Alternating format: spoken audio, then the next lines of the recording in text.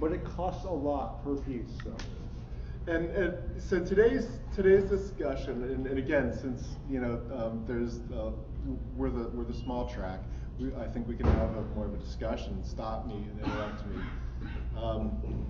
Today's discussion is kind of a reflection on my personal journey. I've been doing the security thing since the first Clinton administration. I got my start at PSINet. Originally, my job was to start trying to sell people T1s, which were horribly expensive at the time.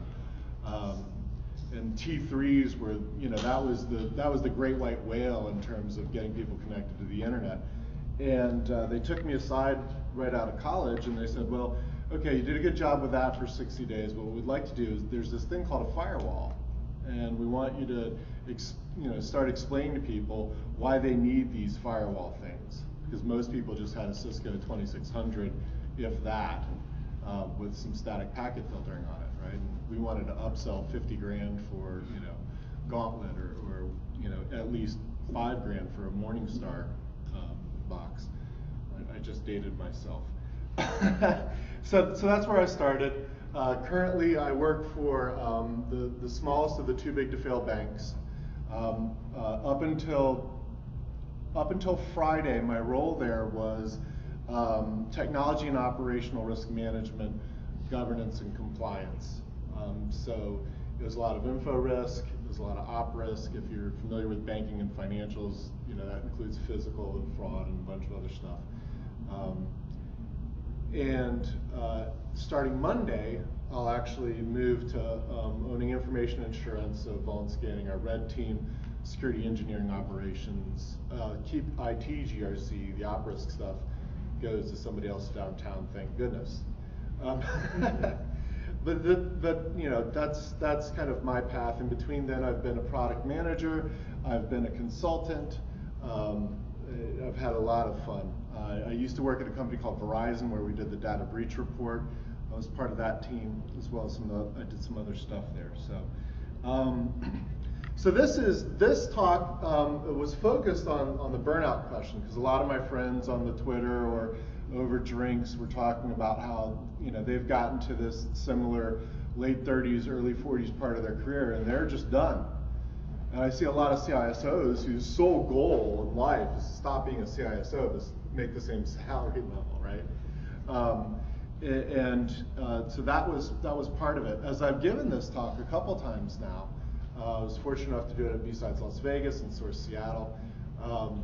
A lot of folks who may not be burned out, but may be starting a career or just trying to develop their career, they said they got a lot out of this too. So while this slide is going to talk about burnout, I think I hope that the concepts here are multi-applicable.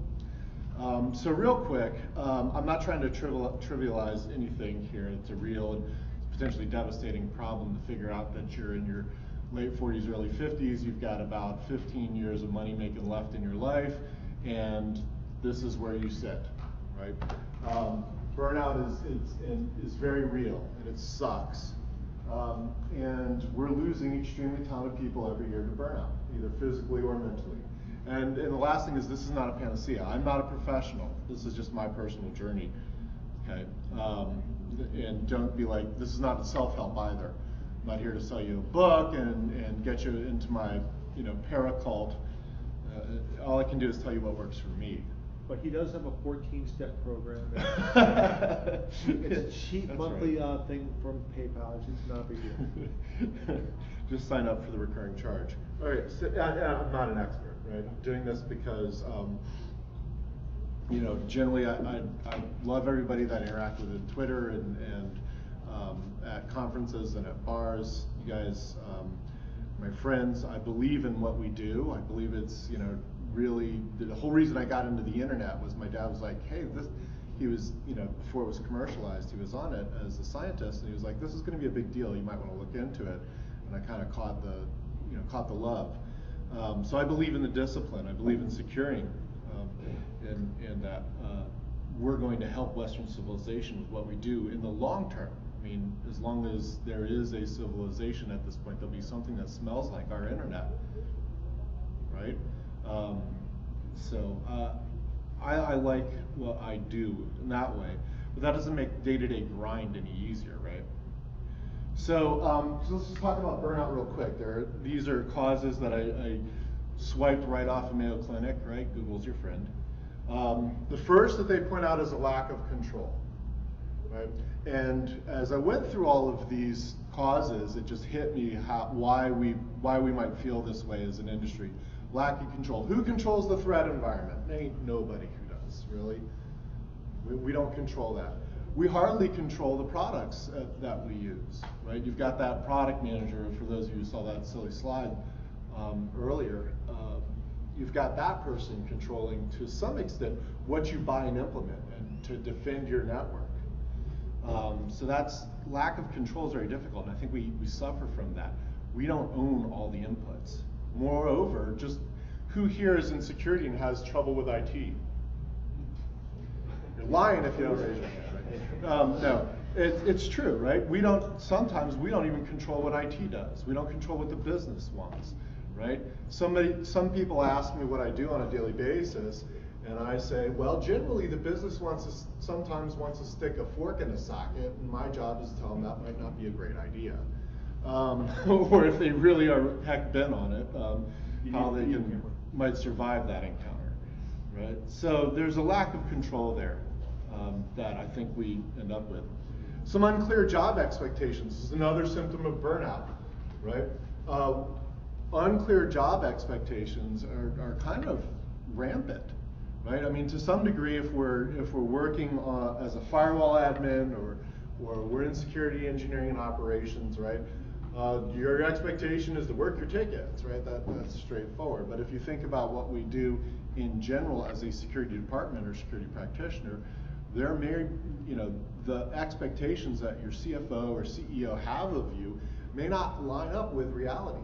My CFO, CFO, too big to fail bank. He emails me every so often with a phishing attempt that he identified, right? And so he goes, this one slipped through your firewalls. Okay, thanks. So he has this expectation that my firewalls are going to stop phishing emails, 100% of the time. That's, no matter how many times I explain to him, look, we're at X, 99.X% effectiveness here. It still gets to his email box. Dysfunctional workplace dynamics. We brought up IT recently. I mean, heck, even security can get siloed. I've got silos personally between different areas of fraud, more or less, different areas of security and different areas of fraud, right? So check fraud, bank card fraud, wire fraud, that sort of thing. So dysfunctional workplace dynamics are another reason for that.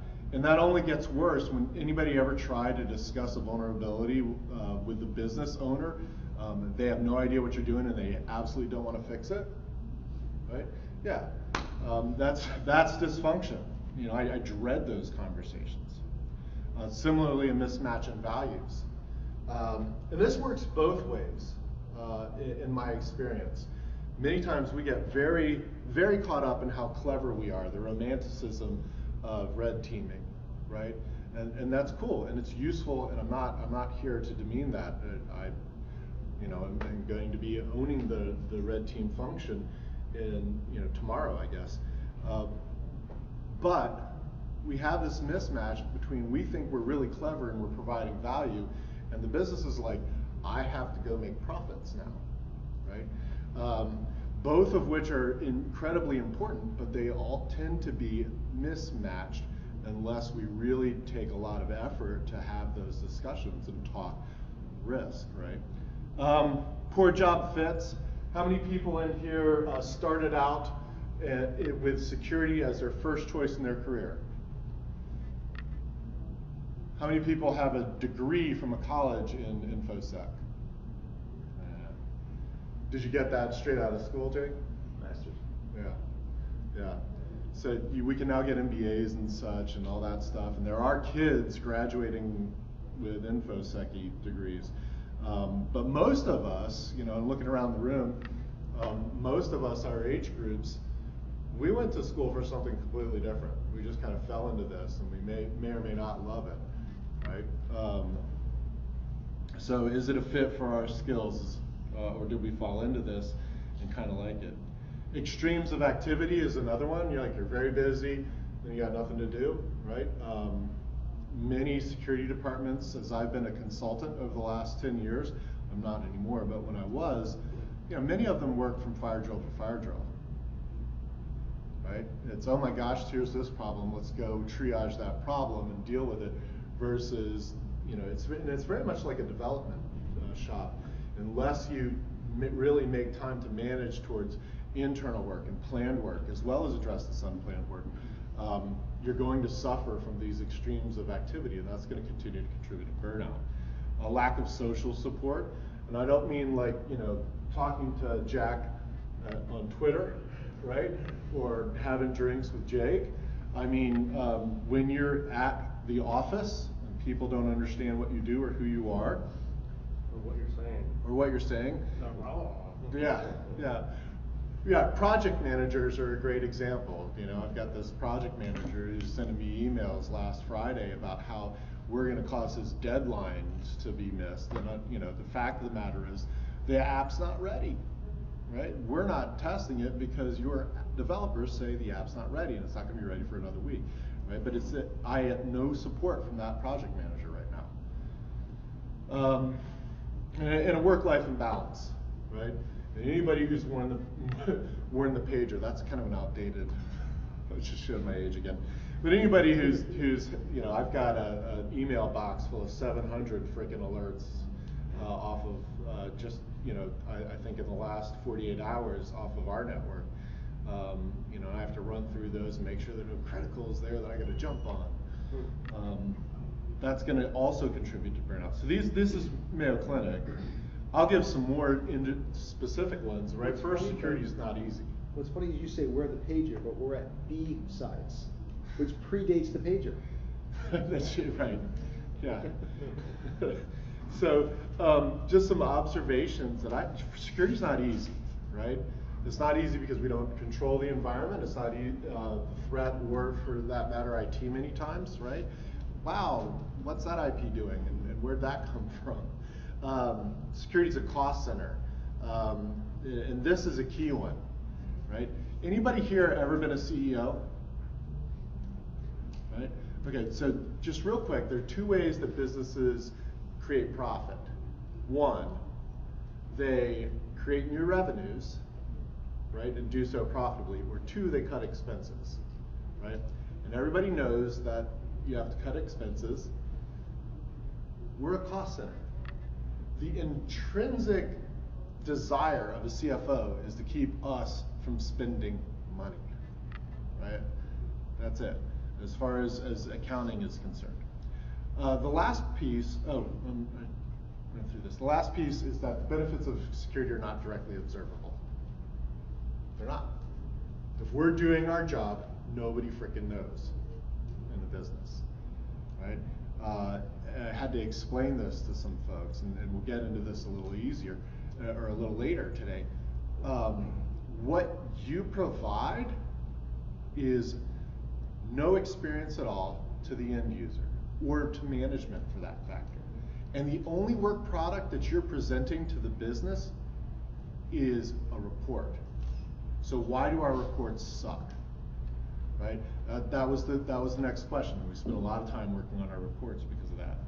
So some personal causes, as I reflected on this, some personal causes that I have that kind of I have to reflect on when I'm not feeling like I'm doing my best, or not feeling like I'm very motivated to go to work that morning is, first is this kind of Western expectation of self-fulfillment, right? I expect the ticker tape parade, right?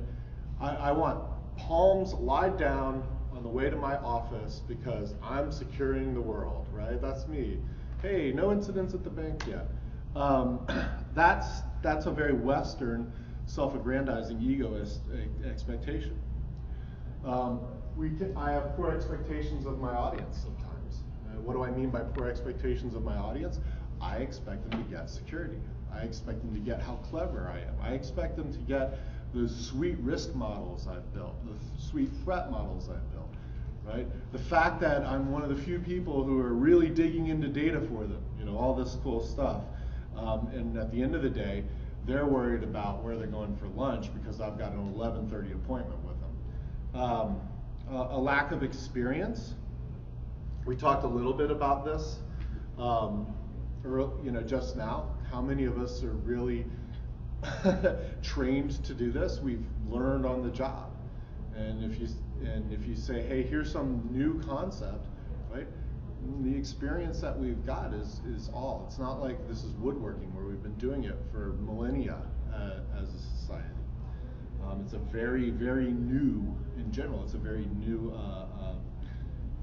industry. It's a very new job function. We all suffer at times, I think, from imposter syndrome, if you're familiar with that, right? But because there aren't a lot of, experts that you can point at and say, this person really is, the very wisest of the wise, and whatever they say is truth coming out of their mouth, we tend to look upon ourselves and be like, I have no idea if I'm doing right or wrong. There's nobody I can bounce this off of. You talk to people who have been doing this for longer than us, sometimes 30, 40 years, and they're like, yeah, sucks to be you, right? That contributes to this lack of self-confidence at times. I have a personal stubbornness as well, which is, I'm not going to let go. I think the business is putting a fork in a socket, and I'm going to do everything I can to stop you, regardless of how much profit you think you're going to make, right?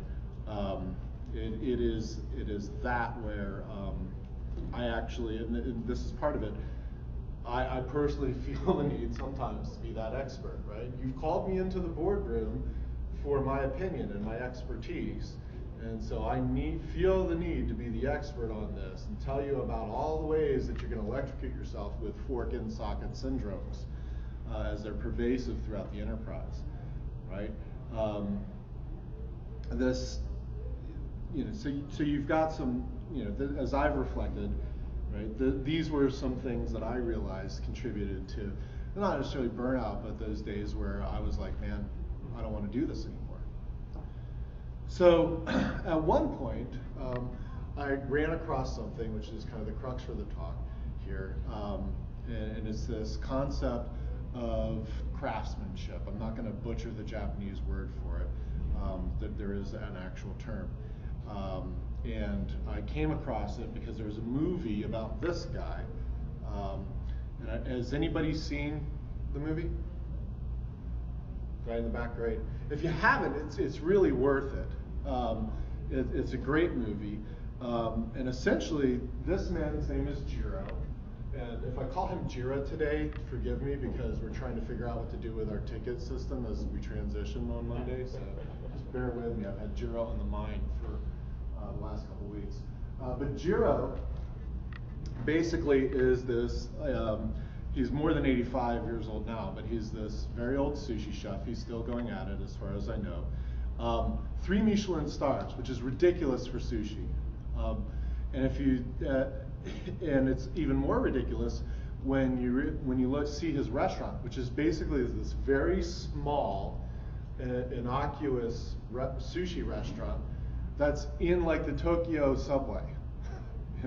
It's not at the top of some building, overlooking a great view. It's not in the trendiest parts of neighborhoods. It's literally this thing right there in the subway. So it's a very interesting. It's very interesting because what this movie does is it goes through, why does this guy, who generally has no real characteristics in terms of marketing and being a foodie and all that stuff, why is he so darn successful, right? And if you see this tagline, fall in love with your work, and that concept of craftsmanship, that's what becomes apparent when you watch it. And I'll give you this clip.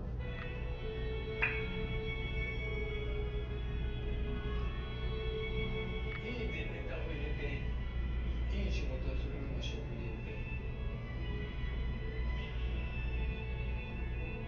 あと儲かろうが儲からないがあんまりそれは気にしないと。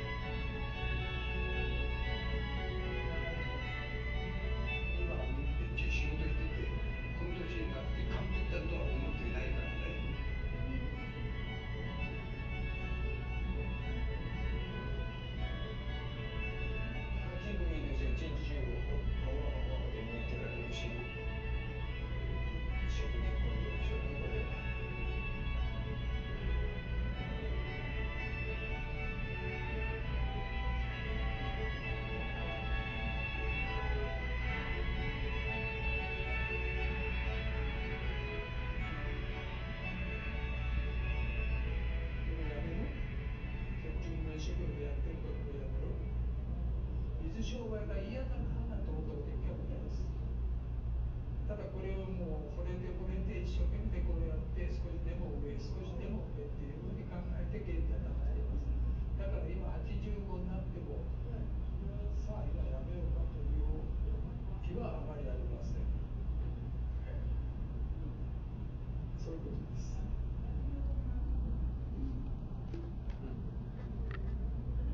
So here you have this 85-year-old guy, and if you watch it, you'll see things like, when it comes time to massage octopus, he does it for like 37 minutes or something, if I got that wrong, sue me. Not 30, not 40, right? He has taken the time to learn his craft, to learn exactly what the feedback loop is from his customers. And he will sit there, and it's very fun if you watch the movie, he will sit there and watch the customer chew, right? Looking for any hint in their face whether they've found something displeasurable or pleasurable at that point, right? So to me, I started realizing, like, holy crap, what am I focusing on? I'm focusing on me. I'm focusing on the secure thing. I'm focusing on being the hero, right? I'm not focusing on actual craftsmanship. I never thought of myself as that, right? I wanted to think of myself as an expert, sure, but the focus was still me, not the craft, not the product that I was delivering to the business. And remember, the business is interested in not having a product experience for the most part. So again, it's about creating excellence in the eyes of your audience, right? That's the key. Our audience isn't Twitter. Our audience isn't Black Hat, DEF CON, BSides Orlando, right? Our audience are those people who pay our paychecks, right? Who have hired us to protect them and serve them. And yet sometimes we don't really act that way. In fact, if we want to carry this chef analogy a little further, sometimes we act more like Gordon Ramsay, right here, than we do this, somewhat humble 85-year-old guy, right?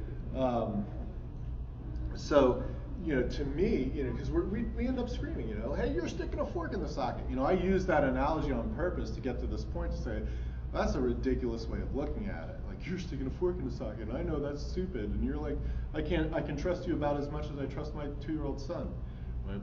So it's about mindset to me. And this is something I have to remind myself of every day because I get in the way of the mindset.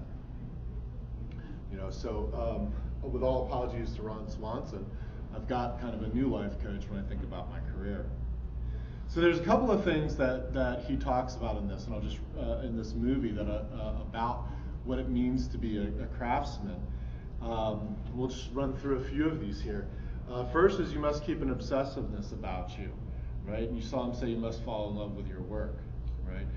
But it's critical to know that obsessiveness is not about you, right?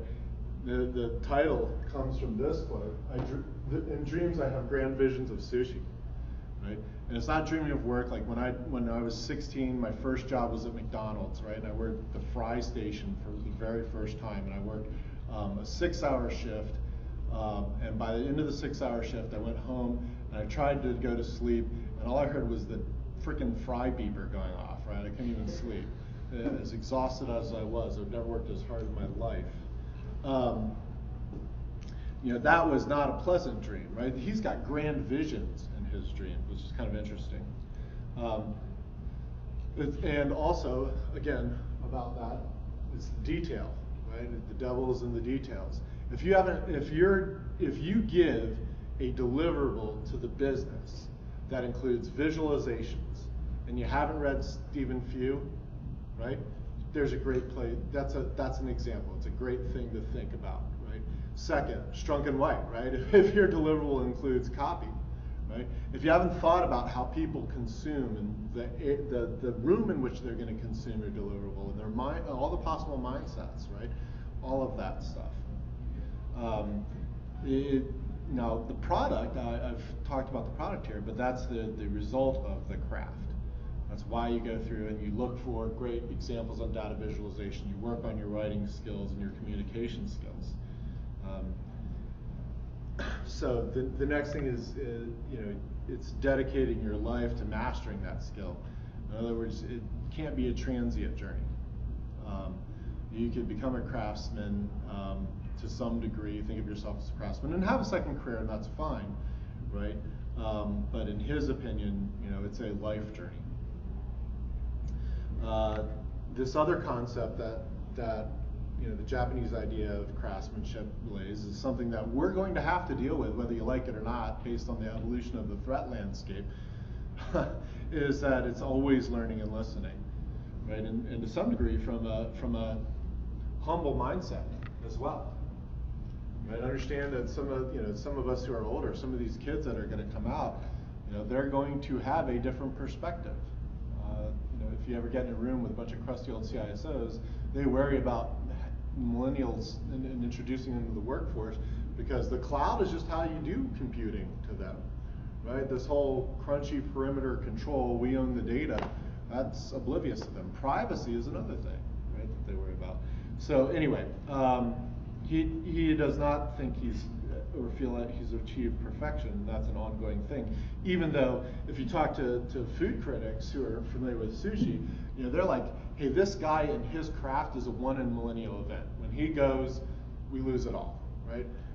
Part of the movie, if you watch it, is about this succession and his sons, right? And the fact that there's nothing they can do, and this is kind of the neat tension that makes it a cool movie too. There's nothing that they can do to achieve that perfection, right? Or near perfection, if you want to think of it that way. The other cool thing is it is about rebelling, right? It is about craftsmanship means not always following the way everything is done, right? It's great. Always doing what you're told doesn't mean you succeed in life, right? It's about trying to carve your own path and taking those risks, taking that personal risk.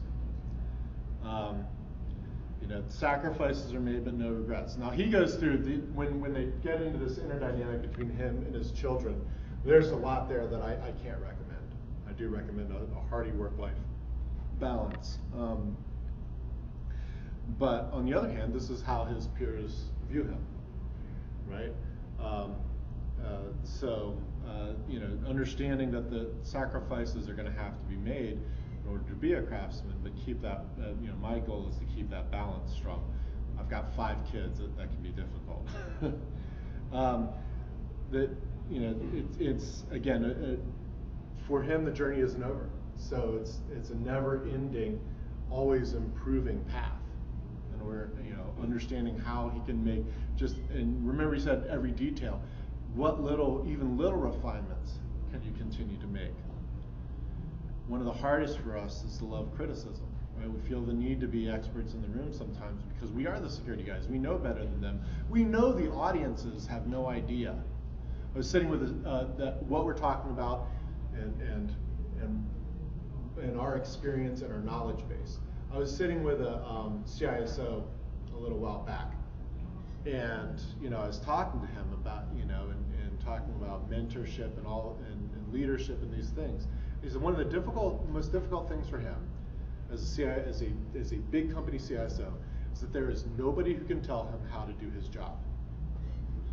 Right? He can't go to the CIO and that guy tell him, oh, you're dealing with this security problem, here's how you deal with it. Right? Like you just can't. Right? The only and the only way that you're going to actually find out from folks about how to do your job is to love criticism. Right? It's to get that feedback where you've done something and humbly acknowledge that you could do a better job next time. So a few things that I've found. It's that craftsmanship is not egocentric. One of the things that's been over the past 18 months since I started thinking about this in this way, one of the things that's been just wonderful for me to watch, and especially now that I'm losing the vast majority of my team and watching them kind of graduate in that sense, is the fact that I devoted myself to making those guys better leaders. It got to a point in the last 4 months where I was just king of delegation, right? It wasn't laziness, it was knowing that a transition was gonna happen. I wasn't gonna be there, letting them start to ride the training wheels themselves. I didn't have to be on every committee meeting, I didn't have to be at every work group, I didn't have to give every presentation. It was letting those guys really run with the ball. It was taking the lady who started out as a CISO, as the executive assistant to the CISO, and then she got moved over to do scheduling pen tests for us. And then I got her, and she was in charge of exception processes and to some degree setting up conversations still about the pen tests and vulnerabilities with risk analysts in the business. It was giving her new opportunities, whether in fraud detection and operation, or even just teaching her. That's across the hall. It could be, but even teaching her Tableau. For those of you familiar, Tableau is a data visualization tool, right? Sending her to Tableau classes, hooking up with basic data sets out of the vulnerability management process, that sort of thing, right? And now she's gone. She's not going to be reporting to me, but she's got a new set of skill sets and a new level of self-confidence. You know, I certainly could have created those reports, and I certainly could have done a hell of a lot better than she did for the most part, right? Because I've dedicated to that myself to those sorts of things. But that is, again, egocentric. And part of being a leader, the craftsmanship of being a security leader was to impart these knowledges, no matter what skill set my analysts brought to the table. Which is hard for me because a handful of them come directly from audit. It's not being mean. This is also very difficult for me, which is kind of interesting, right? It's not being Gordon Ramsay. It's not telling people that they're freaking stupid. The other thing that I have to continually work through is that it's not a perfect world. That just because I'm thinking about the craft and not myself, just because I'm trying to take this path here, it doesn't mean that things are going to be awesome all the time, right? It doesn't mean that I'm going to have an all hands given by the CEO at the same time that probably 25 or 30% of all of our staff is trying to watch NCAA tournaments online, and so the Unix load on our proxies is more than twice the number of processors we have. So it's not. You're still going to have those days, right? This isn't a path to unicorns and lollipops and candy canes. It's also not something you attain, right? This is not. If you look at Jira and how he talks about he's still on a path, right? He's still doing this at 85. He doesn't consider himself being perfected yet. There aren't really power-ups here. It's not like you're going to get to this point and suddenly, you're in the intelligentsia of InfoSec. That's not the goal here, right? This is not about you. It's about who you decide to become. And that's a key piece for me, is that it's always, in my mind, a constant decision for me. And especially when you get into that meeting with that product manager or that marketing person that wants to put a whole bunch of PII out into a SaaS app that has no business doing business with a bank. I have to make a conscious decision here to be a craftsman and not to be a Gordon Ramsay. So a few things that I'll leave you with, and we'll call this section Cooking Like Jira. Just a basic application at a high level. First, understanding your customer needs, right? So the question is, you ask yourself some questions. What is it that your customer needs, right? Many times that might be no experience at all. They need you to stay in the background, right? It may be they need to make decisions, and whether you like it or not. For example, now that the risk world has changed at the bank, we have a brand new, risk management committee function, right? And where it wasn't clear how much IT risk was a piece of that, I now know. I got 5 minutes. That's it. Actually, all of operational risk is 5 minutes. I get a portion of that 5 minutes. Let me correct myself there. The rest of it is all credit risk. It's all how are our loans performing and all that stuff. Why? Because it's multi-billion-dollar risk. At best, I'm a 9-figure risk, right? So what does my customer need? In 5 minutes, they need to make decisions. And now I have many customers, regulators are a customer to some degree, right? These product managers or software developers are customers as well. But in that case, right, I have to identify that customer needs to make good security decisions and understand their risk in 5 minutes. In fact, less than that, probably 2 minutes. And probably 10 seconds, because they're probably thinking about the email that they just read. Again, what is your work designed to do? Is your work designed to create a decision based on security? Is your work designed to provide a secure experience for the customer? Right? Focusing there and focusing there first helps you in that path.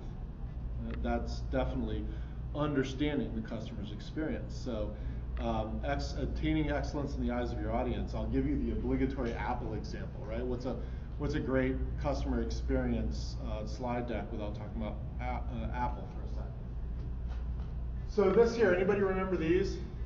Right? This was your state-of-the-art Samsung phone, smartphone in 2007, the first half of 2007. That's what it looked like, right? Anybody know what happened in the last half of 2007? Right? Completely different. And if you ever held one of those or ever dealt with one of those, you know exactly what I'm talking about, right? And you know, if you again, I don't want to sound like a fanboy. I don't care to sound like a fanboy, but I think it's ridiculous to not say that this product was a revolution. It was a revolution because the experience was so much superior to that, right? When it came out, everybody's like, oh, it doesn't have keyboard. BlackBerry's going to crunch it, right? Where's BlackBerry now? Where's your BlackBerry now? But in all seriousness, right? What is the iPhone of pen testing reports?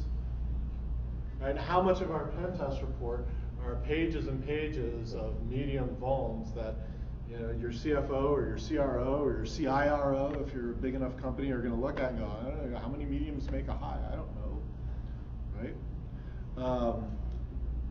And to that case, understanding the product you deliver. So this is redacted, but this is an actual report that was given to me as something that we show. When I first got to the bank, I said, so what's our product look like? What are we giving to these people around risk, information security risk? Oh, well we've got the sweet dashboard. Let me show it to you, right? Here it is. Right? And there's hosts of yellows and greens and blues and stuff. And if you pretended you could see that these were asset categories or business processes or whatever they are, right? And you give this to your average CFO, right? They're going to see a whole lot of red, and they're going to be worried about that, and they're going to see some yellow, but you know, you get the blues and the greens, so that's cool, but he doesn't know how cool, right? Moreover, what are you focused on? So just using some data viz guidelines and you know experience, we turn that same thing into this. So in 5 seconds, you guys all just went boom, right there. Right? And I promise you, the same data, same stuff along here. Right? Now I'm prepared to I come to this meeting prepared to have a discussion around the adequate and the mod high and their quantitative ranges that match this stuff. Right? And whether or not we worry about the moderates and so forth. But it's definitely a very different consumer experience, especially when you consider, you want to talk about this for 2 minutes, or you want to talk about that for 2 minutes with the CFO, right? This is a much easier conversation. And again, this is not something clever that I did. I just kind of read some Stephen Few books, subscribed to some database blogs, and tried to apply this, right? So, and while I'm giving you a report, an executive report-based example, right? You think about, I'm getting this now, right? It's like I just had an email like, hey, we want to take away the firewall rules and restrictions. In fact, we just want to take the source code repositories and put them on the WAN, and the only control we want is Active Directory control. right? You know, immediately I'm like, yeah, that's not flying. Fork socket, right, is where I went. You know, had to take a step back and say, these are customers with an experience, and I have to balance experience with the rest of the business need. Now, in this case, my immediate email back was, you know, I want to help, but I need to understand how big of a problem is this. Is this really hurting our time to market, or is this an inconvenience because we're a bank and we have a bureaucracy? I want to understand who's using it, how many people are using it, right? And I basically said this, you know, we both now report to the same CIO, and my job is to balance our risk requirements with time to market. So if we're going to come up with a solution here, and it is to put all our source code available on the WAN, understand that our boss is going to have me and you in a room when the regulators come in and say, why was this done? So help me make that business case. Let's prepare for that conversation, right? Now they backed off. They went, oh yeah, I guess that sucks, right? But I committed to, well, you're asking for this because somebody didn't think, hey, if they're a developer, they're going to need access when they onboard. So great, when they onboard, just make that part of the initial request. They get a laptop, they get a phone, they get access to that subnet. Boom, right? So it was that level of experience through that. And that's that entire experience. So again, with firewall administration, I kind of jumped forward to that example, you'll excuse me. Another one was that I dealt with was definitely this. The hardest lesson I got was losing a huge customer when about 12 years ago or so. We had one of the world's largest credit unions as a customer of ours, and we had helped the CISO out, and she loved us. But then they had turnover. The CIO and his immediate staff all had resume building opportunities given to them. And they brought in a new guy named Chris Hoff, something like that, right? Oh my God, not that guy. Yeah, and so we handed him our pen test reports, which had been, you know, great. And it wasn't just that large credit union, but it was a bunch of other credit unions we handed the same freaking report to, and everybody thought we were the bee's knees.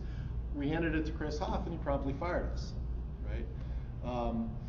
You know, and that's how I know Chris. There's the story of how I know Chris Hoff. But it was definitely this sort of the entire experience. We had thought that we were awesome at it, and we were the leader for all credit unions in the world, right? And all that crap. And the fact of the matter is, somebody came from outside that universe and really set us on our butts. And to this day, I'm grateful for that. It's also going to be security decision support as an entire experience. Those of you who get to sit down, whether that's a decision that you make in the bullpen at a SOC, whether that's a decision you get to make with lines of business leaders about vulnerabilities, or whether that's decisions that happen at a C-level, right? Going in and understanding they've got to make this decision, or we've got to make this decision, right? People are going to balance. No decision is really that easy. People are going to balance pros and cons. How do I facilitate pros and cons with my knowledge as a craftsman and as an expert? Understanding the ingredients. So I'm going to give you a high-level understanding of the ingredients as I work them here. This comes to me from Jack Jones. When you're going into that conversation for decision support, folks are going to have, you're going to need to help them balance 4 different categories of information. The first is threat information, right? This is what we're kind of worried about. If we didn't have threats, we wouldn't have jobs, we wouldn't have these decisions to make. And I've given you kind of some classifications through Veris about what a threat means in case you're really wondering. Next are the assets, right? So you get threats, now you've got assets. Server, desktops, workstations, people, that sort of thing. Money, PII, sensitive information. Controls, hey, there's controls, right? And then impacts. right? And these are categories of impacts. They're always useful to consider. What I was talking to that guy about putting source code out there was I was like, okay, when we have an incident, the top three, these direct costs, they're going to be similar to a lot of other incidents that we have. But we have the potential for fines and judgments, even if that is just what they call a matter requiring attention for banks, which means that we get to spend a whole lot of efforts trying to put all of this network segregation back in place after we took it away. It still costs money. Competitive advantage. Well, if our source code gets out, that's not going to be a happy day. But it's not like we're making defibrillators or rocket surgeons or anything like that. How people borrow money from the Fed is typically well known. So there's not going to be a lot of that. But there may be some big reputation damage because our source code got out. But there'll definitely be some operational cost increases because you can't just fix it to the prior state. You have to show that you're doing a much better job than you were before. And that means money spent.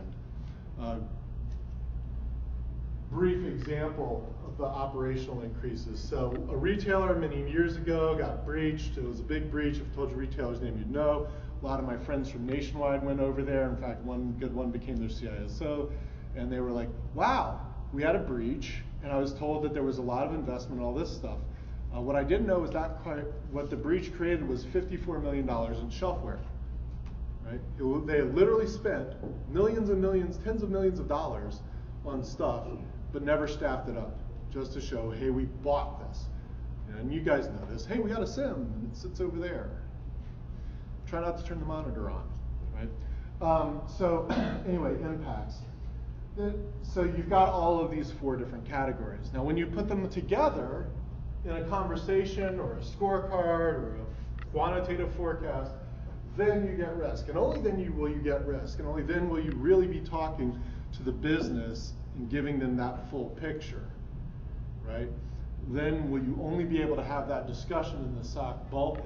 Now, sometimes the impact piece you don't really need that much. You can say, hey, we all know that if the web server containing, if the e-commerce server gets breached, we're going to have a bad day. Bad day is sometimes all the qualitative risk statement that you need there in terms of impact.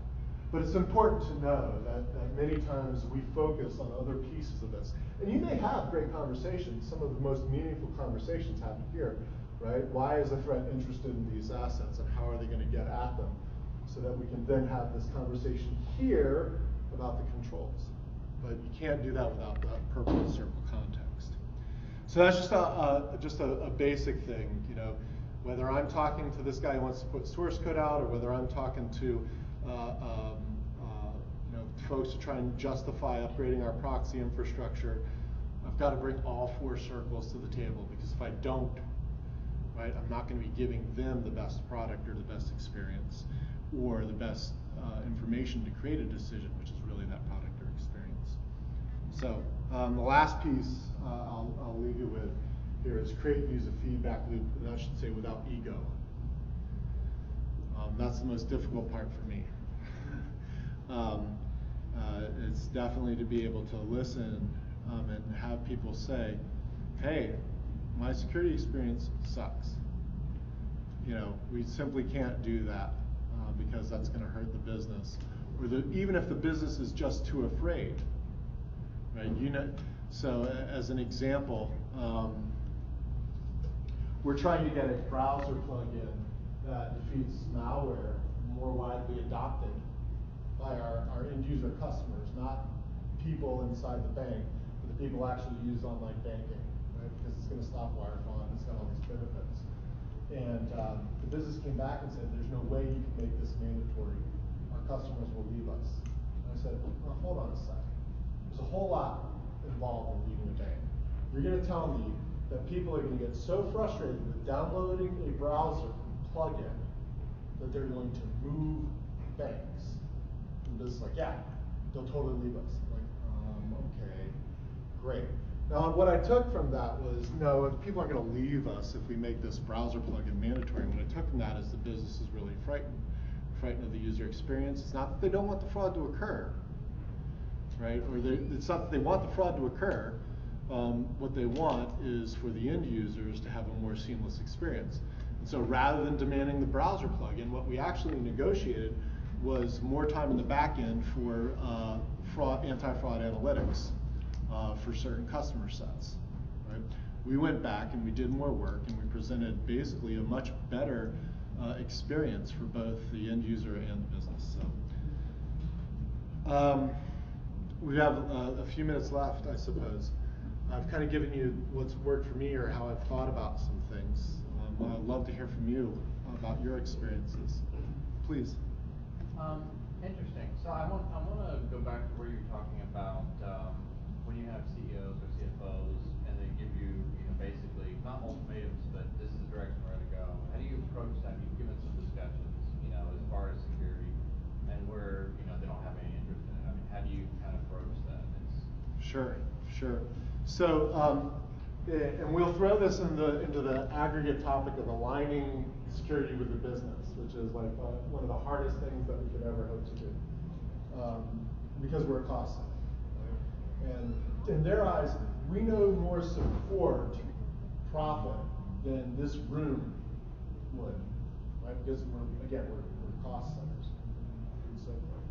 However, somebody was able to make the business case that will put more butts over there into rooms if we have one of these, and so that's why this expense and keeping up this expense with this beautiful rug and this wonderful chandeliers, right? But that's why it makes sense to have these expenses.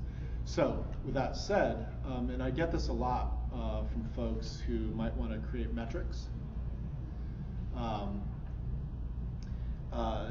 is to listen very, very closely. A lot of times your executive levels will tell you, here's what we're trying to do. Now many times we'll get on that all hands call or we'll read that 4-paragraph email and you'll get these keywords and we'll go, oh, all right, great. Especially if you've had a lot of executive turnover, right? It's like, okay, here's another guy who's really thinks he's going to change the world. But the fact of the matter is he's at the top here disconnected and we're all down there. Right? But when you get called into that room and listening to the goals of the business, they're going to give you clues as to what you do. And so my suggestion and my tactic, and we talked a little bit about this, interestingly enough, at the beginning of today. I don't know if you were here or not, but is to say, okay, great. Well, let me have a conversation with you about how I can support that. And what I'll do is I will go through a mind mapping exercise that is related to goal, question, metric, right? With the idea being, hey, I can give you either a report or an ongoing scorecard or whatever, but I can also be willing to talk to you, because if you take a goal and you start asking yourselves these questions about how you hit that goal in order to create metrics, well, you don't have to necessarily go through the metrics, but you can say, hey, look, if the idea here is to help us with, let's just call it mobile computing, right? Pick a problem, any problem. But if it's around mobile computing, what I can do is this. I can tell you I will support that goal with or without modest expense to you, right? But what we have to consider is we have to start considering if we're going to let people do that, well, we might have some problems. Right? Now, I'm not going to overestimate that, right? I'm not going to go say, oh my gosh, iOS boxes have to have the same degree of anti-malware as our desktops do. A, that's not going to happen, right?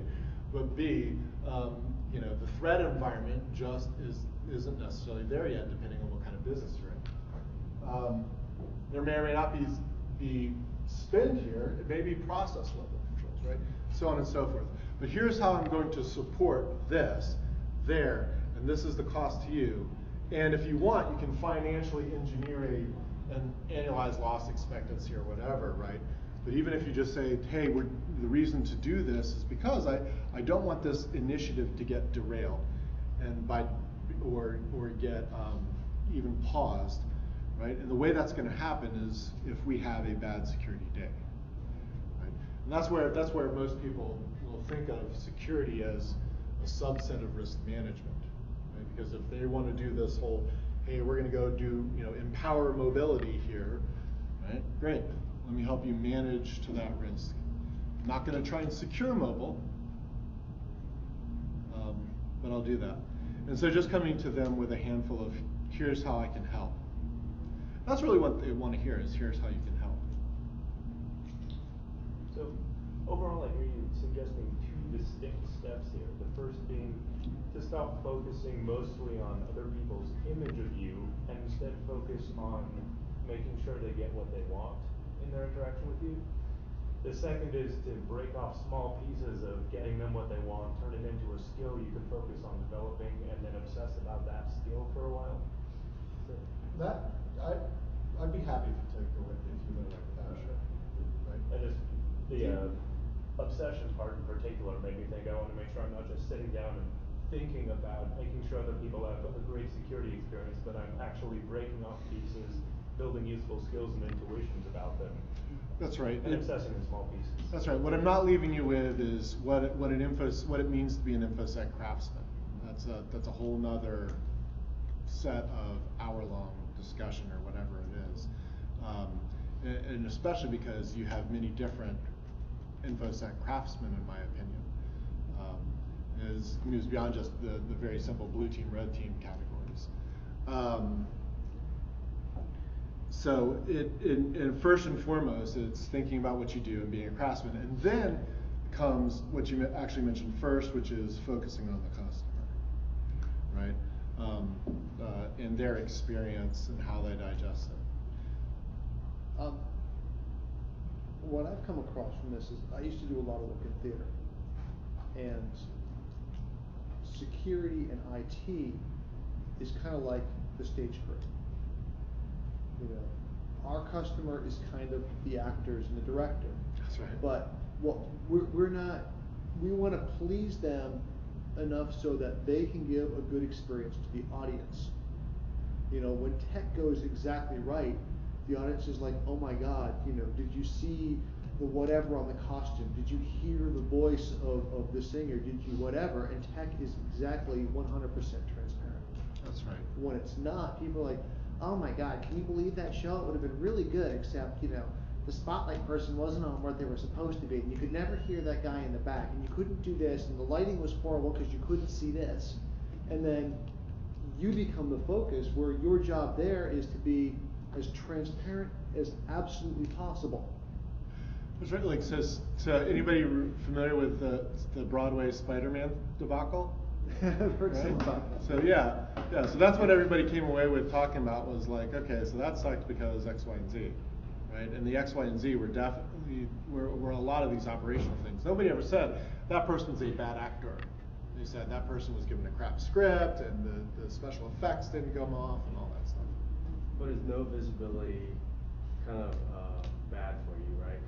Because if people start seeing that, hey, if things aren't secured properly, then, you know, here's an effect, right? But if everything goes perfect, then does the CFO, CEO go, hey, everything's perfect. Why are we, you know, X, let's cut back on. So is some visibility good versus?